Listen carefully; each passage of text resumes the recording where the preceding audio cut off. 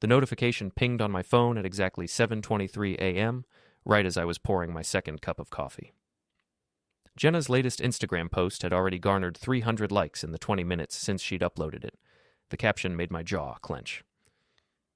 Before we dive deeper into this story, I have one small request. Please subscribe, drop a like, comment, and hit that hype button to boost this channel so more people can discover these incredible Reddit stories. Taking a lie detector test before our wedding. If my fiancé truly loves me and has nothing to hide, he won't mind proving it. Transparency is everything in a relationship. Couples goals. Truth matters. Wedding prep. I stared at the screen, watching the heart emojis multiply by the second.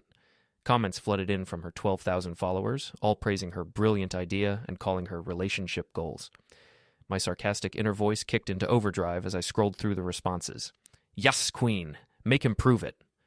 This is so smart. I'm totally doing this. You're such an inspiration, Jenna. Inspiration. Right. My fiancé of 8 months had just publicly challenged me to take a polygraph test, broadcasting our private relationship to her army of fitness fanatics and lifestyle wannabes. Jenna Myers, age 37, had built her entire identity around being a fitness influencer in our quiet Boston suburb. Every meal, every workout, every moment of our relationship had become content for her feed.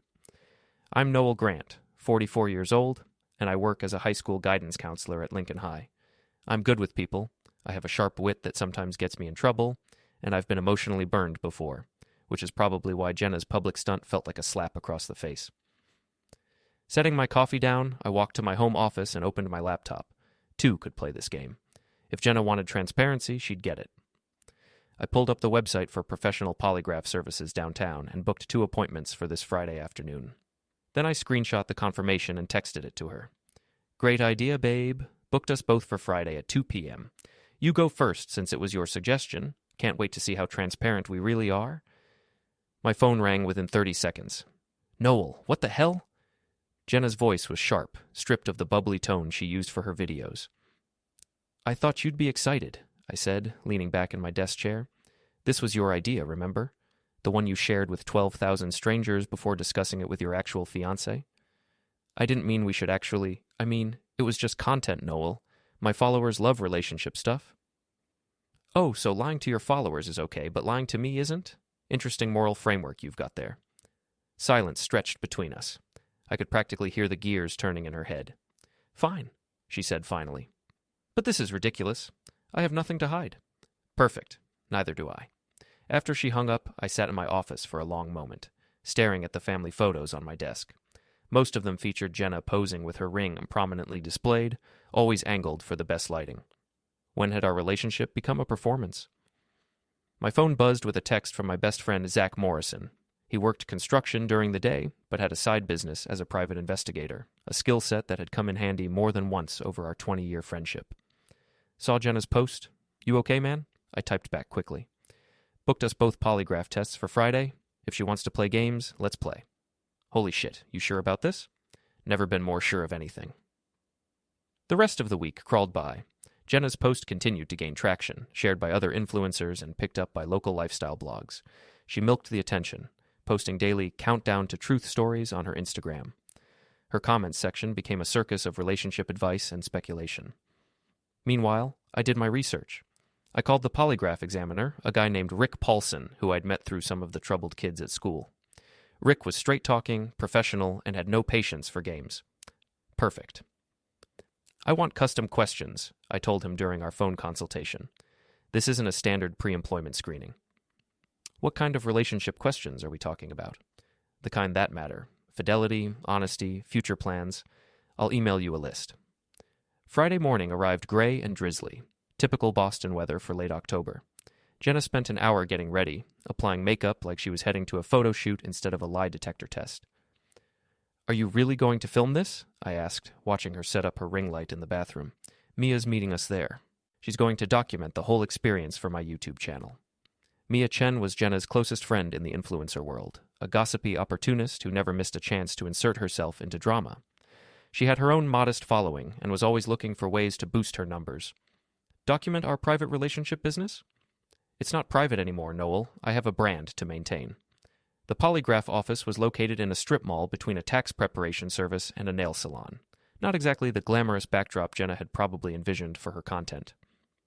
Rick Paulson met us in the waiting room, a stocky guy in his 50s with graying hair and the no-nonsense demeanor of someone who'd heard every lie imaginable. Mia arrived 5 minutes later, camera equipment in tow. She was a petite woman in her early 30s, always impeccably dressed and perpetually filming something. "This is going to be so good for your engagement rates," she whispered to Jenna, setting up her tripod. "Actually," Rick interrupted, "no filming during the actual examination. Privacy laws, you can film before and after."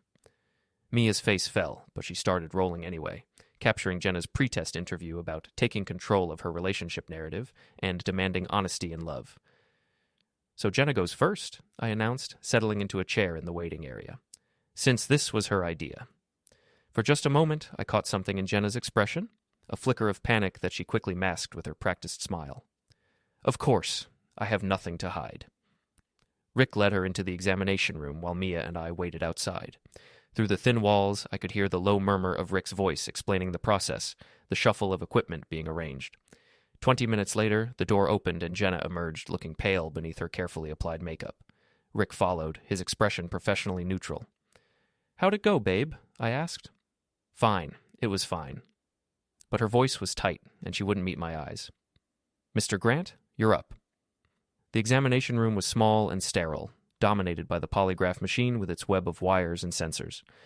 Rick attached the equipment with practiced efficiency, pressure cuff, chest, and abdominal belts, fingertip sensors. "Comfortable?" he asked. "As comfortable as anyone can be strapped to a lie detector." Rick smiled slightly. "I'm going to ask you the questions you specified, along with some standard baselines. Remember, just answer yes or no clearly." The baseline questions were easy. My name, age, occupation. Then Rick moved to the custom questions I'd submitted. "In the past 6 months, have you been romantically involved with anyone other than your fiancé?" "No." "Have you sent intimate messages to anyone other than your fiancé?" "No." "Have you made plans to be with someone else after your wedding?" "No." "Do you intend to honor your marriage vows?" "Yes." The questions continued for another 10 minutes, covering everything from financial honesty to future intentions. I answered each one truthfully, my conscience clear. When Rick removed the sensors, he made a few notes on his clipboard. "Results will be ready in about 10 minutes, standard processing." I rejoined Jenna and Mia in the waiting room. Jenna was pacing, her phone clutched in her hand like a lifeline. "Everything okay?" I asked. "Just ready to get out of here." Rick emerged from his office with 2 sealed envelopes. "Results are in. You can open them here or take them with you." "Here," I said immediately. "Transparency, right, babe?" Jenna's face went white, but she nodded. I opened my envelope first, scanning the results quickly before reading aloud. No deception indicated on any responses. Perfect score.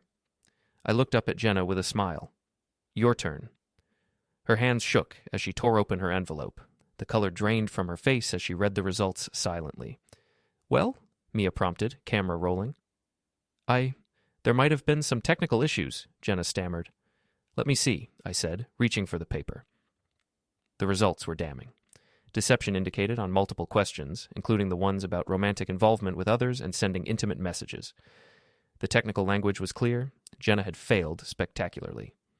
"Technical issues?" I read from the report. Subject showed significant physiological responses consistent with deception on questions regarding fidelity and exclusive commitment. "That's not... The machine must be broken," Jenna said, her voice rising. "The machine worked fine for me," I pointed out.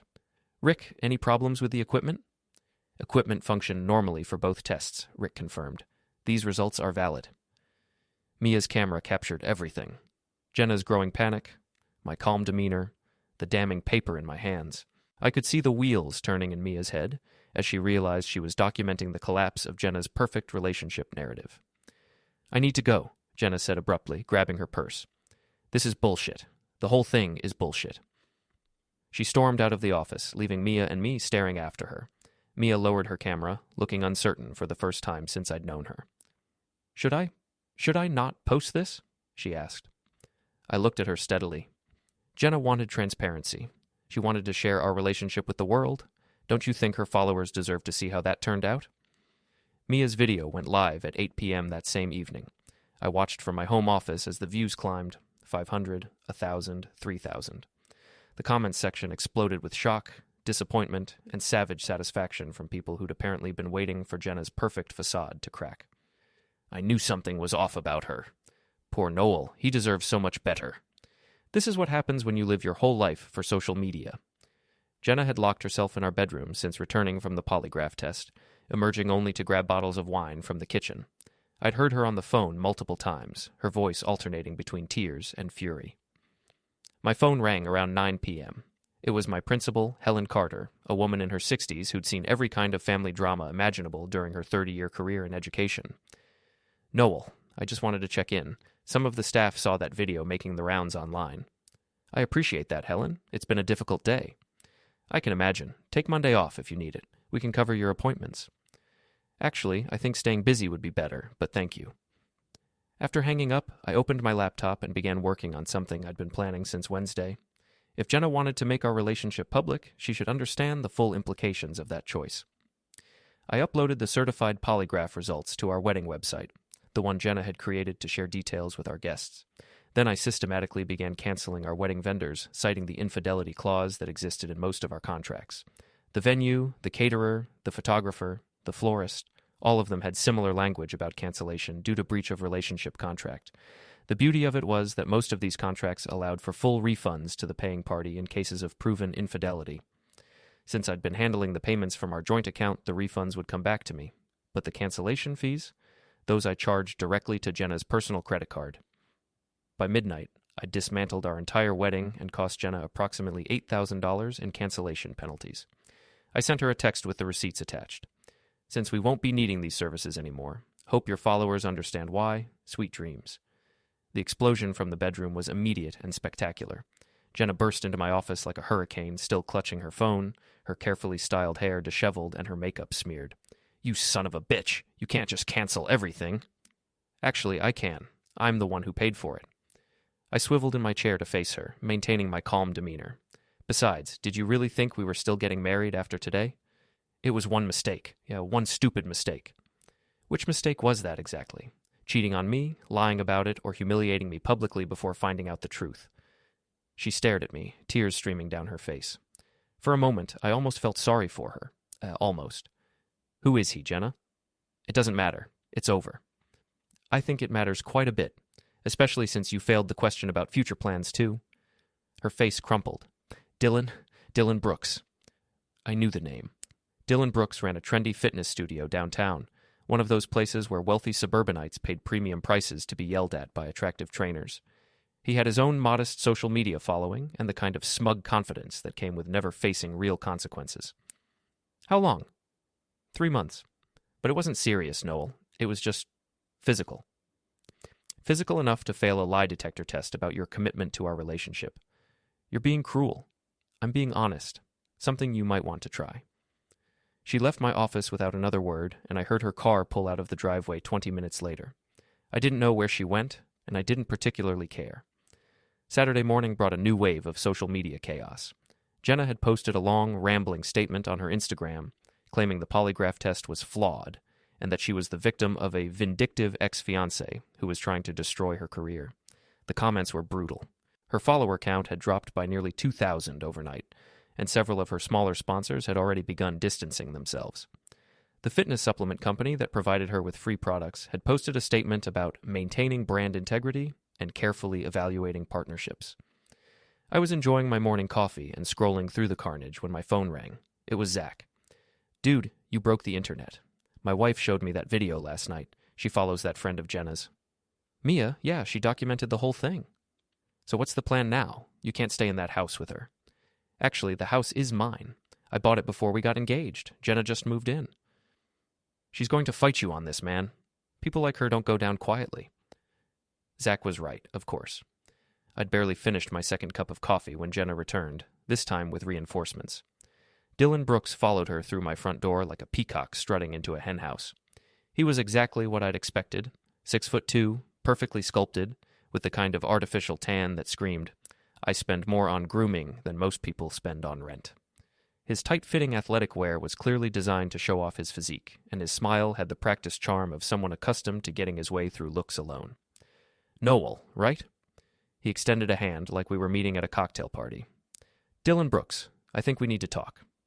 I ignored his hand and looked at Jenna. Really? You brought your boyfriend to our house? Former house, Dylan corrected. Jenna's moving in with me. We're here to get her stuff. How convenient. When did you two decide this? Before or after the polygraph test? Dylan's smile faltered slightly. Look, man, I get that you're upset, but dragging this out in public isn't helping anyone. Public? I laughed. Your girlfriend is the one who made this public. I just provided the truth she claimed to want. That test was bullshit, and you know it, Jenna snapped. You set me up. I set you up by booking the exact test you publicly requested? Interesting logic. Dylan stepped forward, clearly trying to use his size to intimidate me. Here's what's going to happen. Jenna's going to pack her things, and you're going to stay out of her way. Then we're all going to move on with our lives like adults. I stood up from my kitchen table, noting that Dylan was only about 3 inches taller than my own 6-foot frame. Here's what's actually going to happen. Jenna can pack whatever belongs to her, but she's not taking anything I paid for, and she's sure as hell not bringing her boyfriend into my house to threaten me. Threaten you? Dylan's laugh was forced. Bro, I'm just trying to keep this civil. Bro, I repeated mockingly. Did you know your girlfriend owes me $8,000 in wedding cancellation fees? Maybe you can spot her the cash. Dylan's expression shifted, confusion replacing confidence. What cancellation fees? Didn't she tell you? When you fail a polygraph test for infidelity, it voids most wedding contracts. The vendors still expect to be paid for their trouble. I watched Dylan process this information, saw him glance at Jenna with new uncertainty. Money problems weren't part of his fantasy, apparently. That's not my responsibility, he said finally. No, it's hers. But I thought a successful businessman like yourself would want to help his new girlfriend out of the financial hole she dug herself. The tension in the room was thick enough to cut. Jenna looked back and forth between us, clearly realizing that her rescue mission wasn't going as planned. Let's just get my stuff and go, she said quietly. Good idea, I agreed. But Dylan stays downstairs. I don't want him in my bedroom.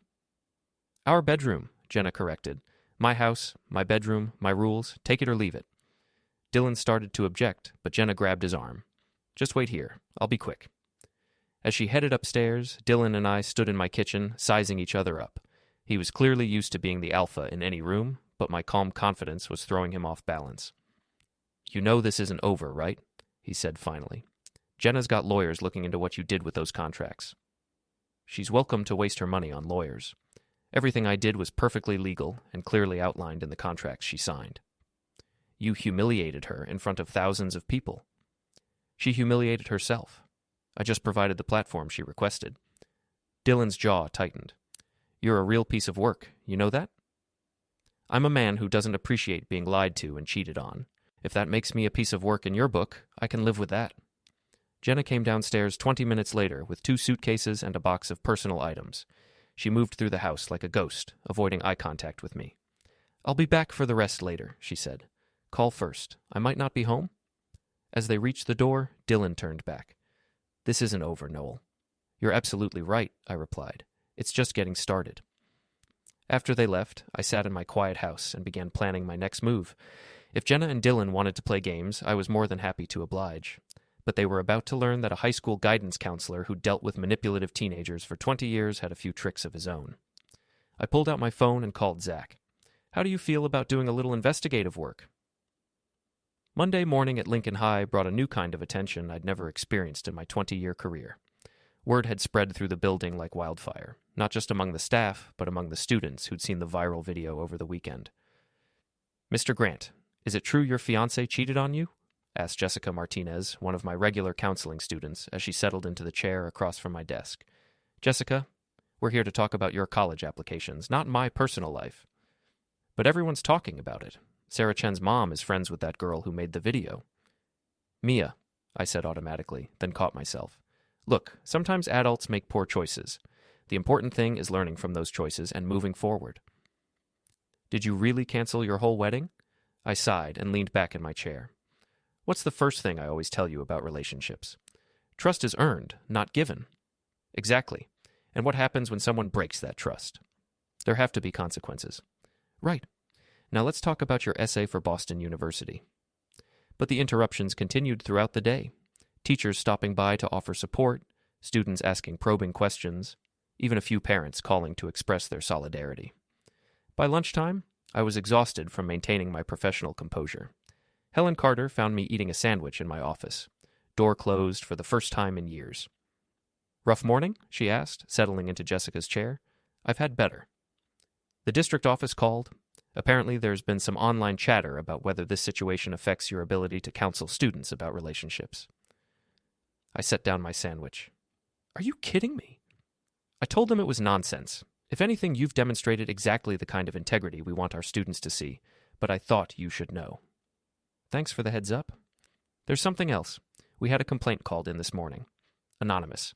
Someone claiming you've been emotionally abusive to your fiancé and that parents should be concerned about your interactions with female students." "That's completely false." "I know it is. So does everyone who's worked with you. But these things have to be documented and investigated, even when they're obviously motivated by revenge." "Jenna?" "That would be my guess. The caller specifically mentioned the polygraph video and claimed it showed a pattern of controlling behavior." I rubbed my temples, feeling a headache building. "What do I need to do?" "Nothing right now. I've already spoken to the district office about your exemplary record and the circumstances surrounding the complaint. But Noel, be careful. Someone's trying to destroy your career." After Helen left, I sat in my office staring at the wall. Jenna and Dylan weren't content to just move on. They were actively trying to ruin my life. The anonymous complaint was just the beginning. My phone buzzed with a text from Zach. "Found some interesting stuff about your boy Dylan. Free for coffee after work?" We met at Grind Coffee on Main Street, a local place that served actual coffee instead of the sugary concoctions that passed for beverages at the chain stores. Zach was already waiting in a corner booth, a manila folder spread out in front of him.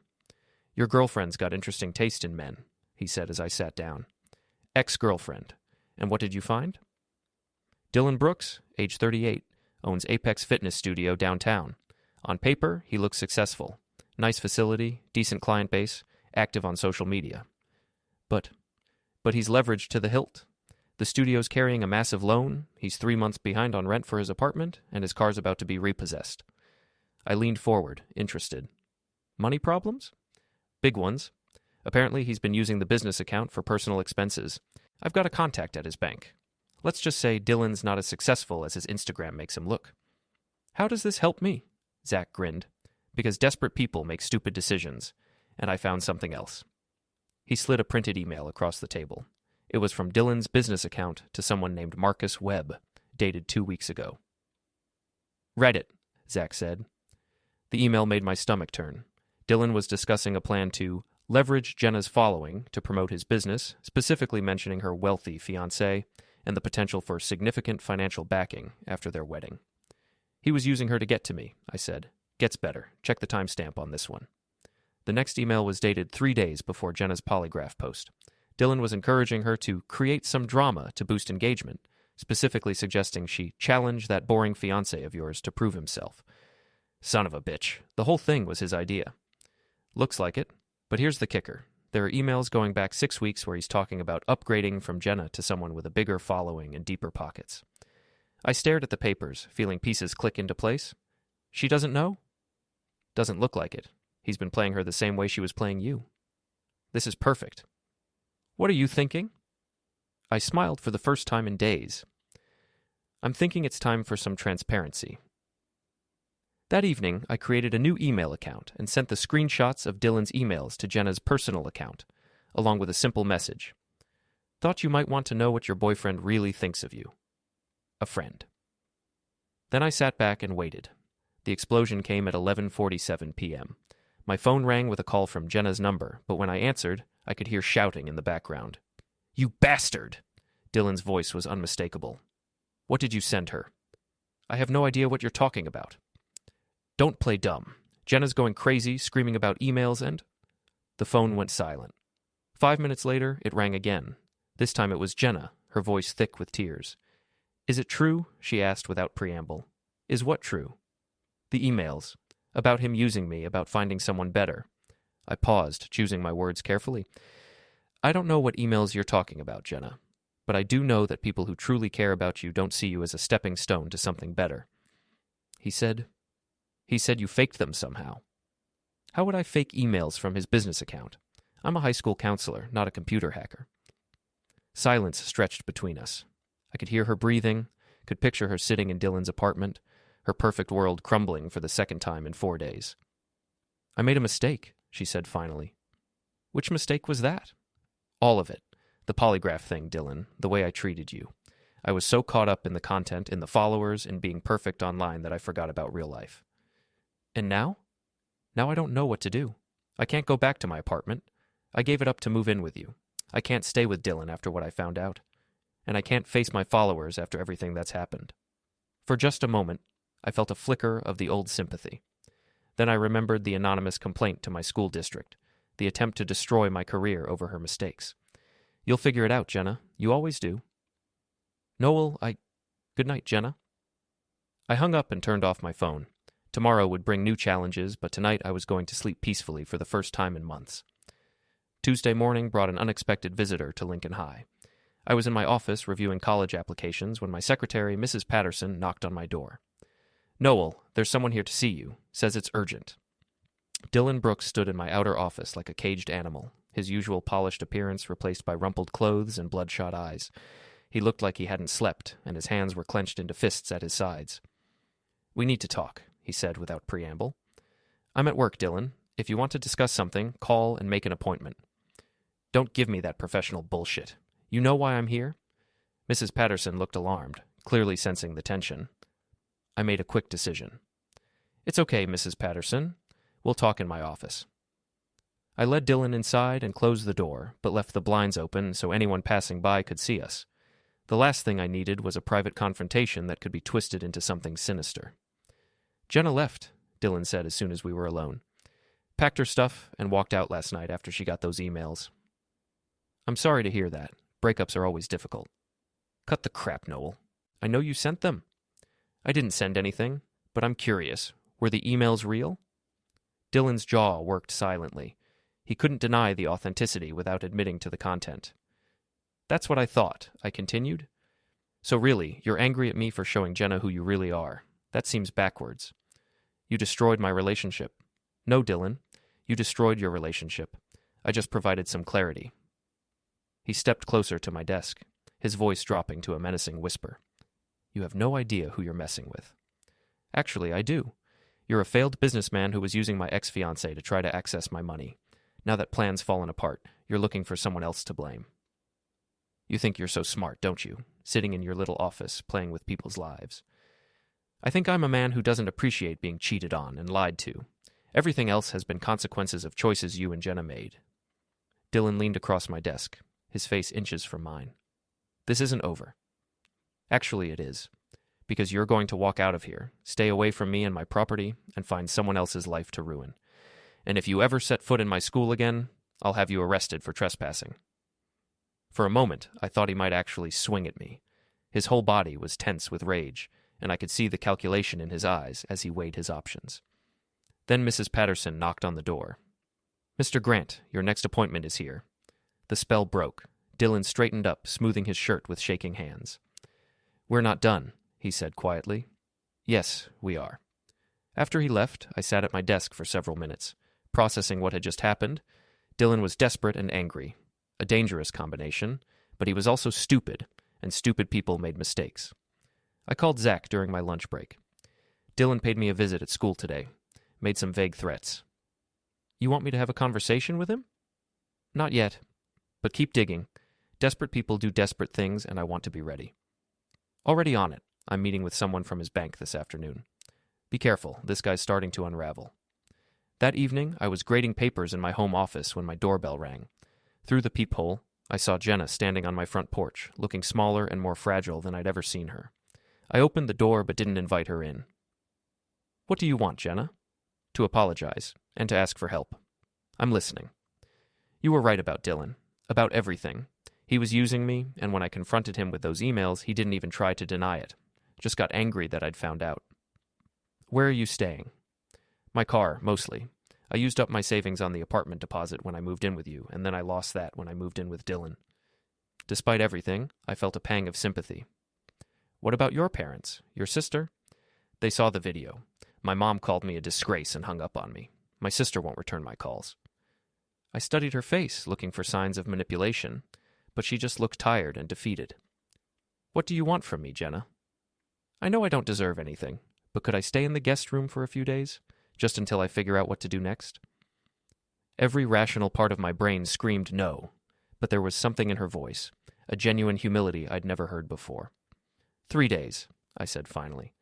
You sleep in the guest room, you don't bring anyone here, and you don't post anything about this on social media. Thank you, she whispered. And Jenna? I know about the complaint you filed against me with the school district. If anything like that happens again, you're out immediately. Her face crumpled. I'm sorry. I was angry and hurt, and I wanted to hurt you back. It was wrong. Yes, it was. She moved back into my house that night with a single suitcase and a defeated demeanor that was jarring after months of her relentless positivity. She kept to the guest room and the kitchen, barely speaking except to say thank you when I cooked dinner. On Thursday morning, she was sitting at my kitchen table when I came down for coffee, staring at her phone with a stricken expression. What's wrong now? I asked. Dylan posted a video. About us. About you. She handed me her phone, and I watched Dylan's latest Instagram story with growing anger. He was in his gym, surrounded by equipment, speaking directly to the camera with practiced sincerity. I want to address the rumors and lies that have been spread about me recently, he began. I was in a relationship with someone who was engaged to an abusive, controlling man. When she tried to leave him, he launched a campaign of harassment and intimidation designed to destroy both our lives. The video continued for 3 minutes, painting me as a manipulative abuser and himself as a heroic rescuer. He showed screenshots of text messages, taken out of context, and made vague references to evidence of psychological manipulation. He's trying to flip the narrative, Jenna said quietly, make himself the victim. How many views? 12,000 so far. It's being shared by other fitness accounts. I handed her phone back and poured my coffee, thinking. Dylan was escalating, trying to control the story before his own reputation was completely destroyed. But he'd made a crucial mistake. Did you give him access to your phone, your social media accounts? He helped me manage my Instagram sometimes. Why? Because some of those screenshots look like they came from your account, not his. Jenna's eyes widened as she understood the implication. He still has access. Change all your passwords, now. While she worked on securing her accounts, I called Zach. Did you see Dylan's video? I asked. Yeah, guy's got balls, I'll give him that. But he's also digging himself a deeper hole. What did you find out about his finances? It's worse than I thought. He's not just behind on rent. He's been kiting checks and using client payments for personal expenses. His business license is under review, and there's talk of criminal charges. How long before it all comes crashing down? Couple weeks, maybe less. Why? Because desperate people do desperate things, and I want to be ready when he makes his move. I didn't have to wait long. Friday evening brought the confrontation I'd been expecting. I was in my garage, working on an old motorcycle I'd been restoring, when I heard car doors slam in my driveway. Through the window, I saw Dylan's BMW and a white van I didn't recognize. Dylan emerged from the BMW with 2 other men, both large, both looking like they spent their days at his gym. From the van came a woman with a professional camera setup. I activated the security system I'd installed earlier that week, knowing that every angle of my property was now being recorded to cloud storage. Then I walked out to meet them. Dylan, what brings you to my neighborhood? We need to settle this, once and for all. The camera operator, a young woman with multiple piercings and an eager expression, was already filming. I recognized her from Dylan's social media. She did promotional videos for several fitness influencers. I wasn't aware we had anything to settle, but since you brought a film crew, I assume this is more performance art than actual conversation. You've been harassing me and Jenna for weeks, stalking us, interfering with my business, spreading lies online. That's interesting. What lies would those be? Dylan gestured to one of his companions, who handed him a manila folder. Bank records, text messages, emails, all proving that you've been conducting a systematic campaign of harassment. I glanced at the folder, recognizing my own handwriting on several documents. Where did you get those? Jenna gave them to me. She's tired of being caught in the middle of your obsession. Is that so? Jenna? I called toward the house. Could you come out here for a minute? Jenna appeared in the doorway, looking confused and frightened. When she saw Dylan and his entourage, her face went white. What's going on? She asked. Dylan says you gave him some of my personal documents. Bank records, emails, that sort of thing. I would never do that. Dylan's confident expression flickered. Don't lie, Jenna. You brought them to me yesterday. I haven't seen you since I moved out. and I've been staying here for 3 days. The camera captured Dylan's moment of realization. He'd been caught in a lie, and his entire narrative was crumbling in real time. "This is bullshit," one of Dylan's friends muttered. "You said she was on board with this." "She is," Dylan insisted, but his voice lacked conviction. I smiled at the camera. For the record, I've never stalked or harassed Dylan Brooks. I've never interfered with his business beyond exposing his own emails and text messages, and I certainly never gave him access to my personal documents. "You destroyed my relationship," Dylan shouted. "Your emails destroyed your relationship. I just shared them with the person you were lying to." Dylan stepped closer, his face flushed with anger. "You think you're so smart, don't you? Well, I've got news for you. Actually, I've got news for you." I pulled out my phone and showed him a screenshot. "Your business license was suspended this morning. Something about misuse of client funds and bounce checks." The color drained from Dylan's face. Behind him, his camera operator was still filming, capturing every moment of his public humiliation. "How did you—" "I didn't do anything. But when you're 3 months behind on rent and your clients start complaining about missing payments, these things have a way of catching up with you." One of Dylan's friends grabbed his arm. "Dude, we need to go. This is not what you said it would be." But Dylan shook him off, his desperation now fully visible. "You don't understand. This guy has been systematically destroying my life for weeks. He sent those emails to Jenna. He called my landlord. He reported me to the licensing board." "Actually, your clients reported you to the licensing board. I just provided some additional context when they called to verify your claims about me." "What claims?" Jenna asked. I looked directly at the camera. Dylan told several people that I was stalking him and interfering with his business. When they investigated, they found some interesting discrepancies in his financial records. Dylan lunged forward, but his friends caught him before he could reach me. "You son of a bitch! You planned this whole thing." "I planned to marry your girlfriend and live a quiet life. You two had other ideas." The camera operator lowered her equipment, clearly uncomfortable with the direction things were heading. "Dylan, maybe we should—" "No, we're not leaving until this is settled." But it was already settled. Dylan's business was ruined, his reputation was in tatters, and he'd just been caught in multiple lies on camera. His friends were backing toward their cars, and even his camera operator was packing up her equipment. "Dylan," I said quietly, "it's over. Go home." "This isn't over," he said, but the fight had gone out of him. "You haven't won anything." "I wasn't trying to win. I was just trying to get people to stop lying to me." As they drove away, Jenna and I stood in my driveway watching the taillights disappear. "Is it really over?" she asked. "For Dylan?" "Yeah. His business is finished, and after tonight's performance, what's left of his reputation is shot." "What about us?" I looked at her, really looked at her, for the first time in weeks. The artificial confidence was gone, replaced by something more genuine but also more fragile. "I don't know," I said honestly. "You lied to me, cheated on me, and tried to destroy my career. That's not something you just get over." "I know, but maybe we could try to be friends. Eventually? Maybe, but not now. You need to figure out who you are when you're not performing for an audience." She nodded, tears streaming down her face. "I'm going to delete my Instagram account, all of it. I'm tired of living my life for strangers." "That's probably a good idea. And I'm going to get a real job, something that doesn't depend on how many people like my photos." "Also a good idea." We stood there in comfortable silence for a moment, two people who'd shared a life and lost it, trying to figure out what came next. "Thank you," she said finally, "for letting me stay here, for not completely destroying me when you could have. I know I didn't deserve your kindness." Everyone deserves a second chance to figure out who they really are. "Even Dylan?" I considered this. "Even Dylan. But he's going to have to earn it the hard way." As we walked back toward the house, my phone buzzed with a notification.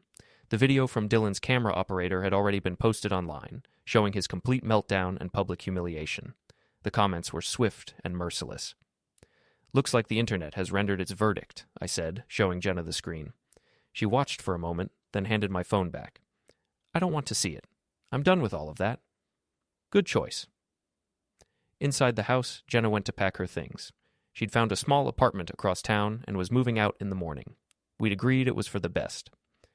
I sat in my home office, surrounded by the quiet normalcy of my life, and reflected on the past 2 weeks. I'd started with a fiancé, a wedding plan, and a comfortable routine. I was ending with none of those things, but somehow I felt more at peace than I had in months. My phone rang. It was Zach. Saw the video. Dylan looked like he was about to have a breakdown. He pretty much did. It's over. You sure about that? His business is gone, his reputation is shot, and his friends abandoned him tonight. Yeah, I'm sure. What about Jenna? She's moving out tomorrow. We're working on being civil to each other. Think you'll get back together? I considered this. No, too much has happened. But maybe we can both learn something from this mess. Like what? Like the importance of being honest with the people you care about, and the danger of living your life for an audience instead of for yourself. Deep thoughts for a Friday night. It's been a deep kind of week. After hanging up, I walked through my house, turning off lights and checking locks. In the guest room, I could hear Jenna talking quietly on the phone, probably to her sister, trying to rebuild that relationship. Tomorrow would bring new challenges, but for the first time in months, I was looking forward to facing them. The test was over, the lies had been exposed, and the truth, messy and complicated as it was, had finally won out. I'd asked for transparency and gotten more than I'd bargained for. But sometimes that's exactly what you need to move forward.